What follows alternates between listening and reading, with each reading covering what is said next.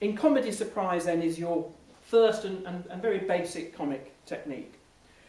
What happens in most jokes is that you are taken down one path, a certain expectation is set up, and suddenly there is a reversal of that expectation and you are surprised.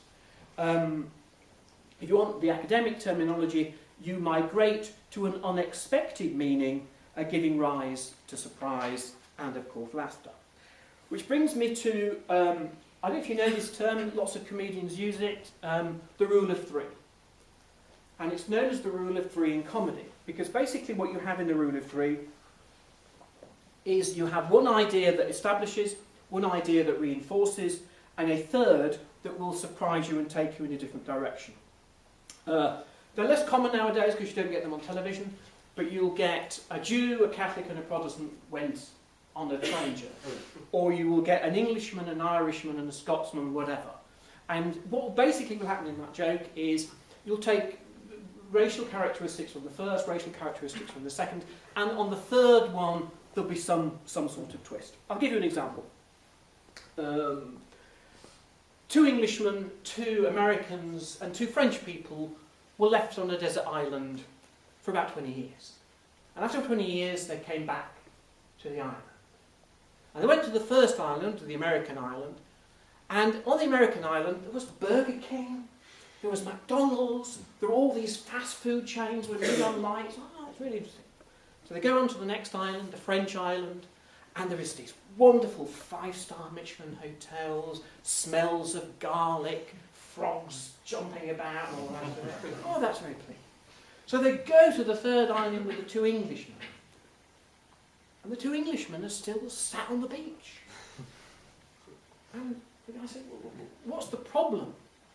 And one says, oh, we haven't been introduced.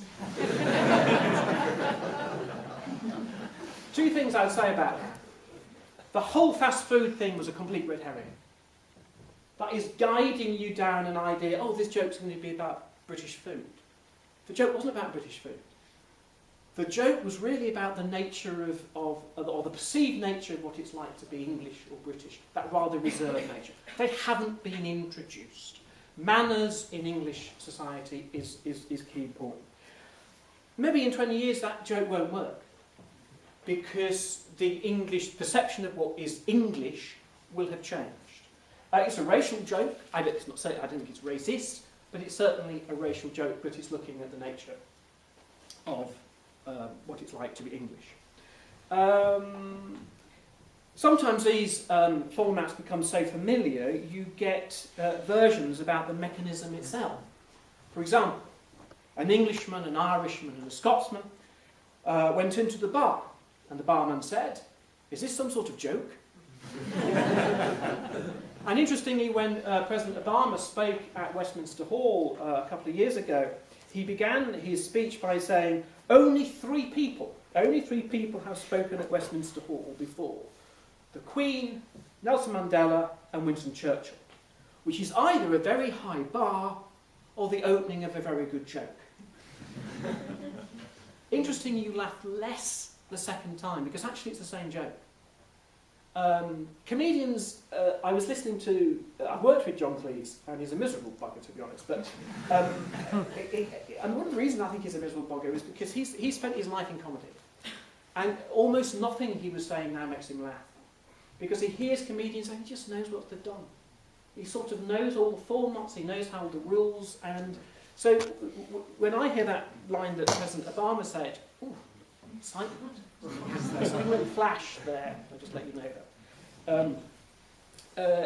In a sense, that's the downside of being a comedian. Lots of comedians never laugh at jokes. They'll listen to a joke and say, that's very funny. They won't necessarily. Anyway. Oh yeah, a very quick rule of three joke. It doesn't have to be very elaborate, but this is a rule of three joke. It's about a Christian. It's about a Christian guy who had 3 daughters. And you can tell when he lost his faith because they were called Faith, Hope and Doris.